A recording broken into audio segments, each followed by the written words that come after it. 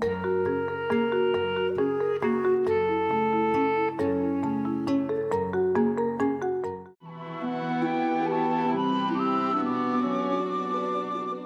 foi est la confiance fidèle que l'homme place en Dieu.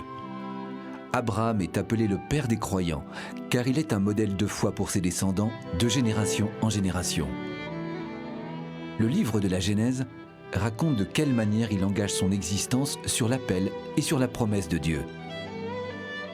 Le Seigneur lui dit « Pars de ton pays, laisse ta famille et la maison de ton père. Va dans le pays que je te montrerai. Je ferai de toi une grande nation. Je te bénirai, je rendrai grand ton nom, et tu deviendras une bénédiction. » Abraham se met en route. Il ne sait pas où Dieu va le conduire, mais il a soif de vérité. Insatisfait d'adorer les dieux de ses aïeux, ces idoles qui ont une bouche et ne parlent pas, il est prêt pour un nouveau départ avec Dieu. Il quitte ses illusions et ses attaches. Une nuit, le Seigneur s'adresse à lui dans une vision. « Ne crains pas, lui dit-il, je suis un bouclier pour toi. Tu recevras de cette alliance un merveilleux salaire. » « Mon Seigneur Dieu, qu'est-ce que tu vas me donner ?» interroge Abraham. « Je suis sans enfant. Tu ne m'as pas donné de descendance, et c'est un de mes serviteurs qui sera mon héritier. »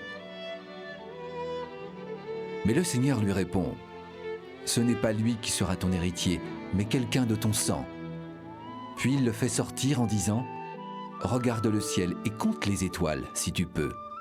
Ta descendance sera aussi nombreuse. » Abraham a foi dans le Seigneur. En retour, il reçoit plus qu'il ne peut espérer. Ainsi, poser un acte de foi, c'est à la manière d'Abraham ouvrir la porte à Dieu qui ne demande qu'à se faire connaître, mais ne s'impose jamais. C'est marcher et demeurer avec lui. Dans l'Évangile, par ses paroles, ses gestes et ses nombreux miracles, Jésus multiplie les signes pour faire grandir la foi de ses disciples.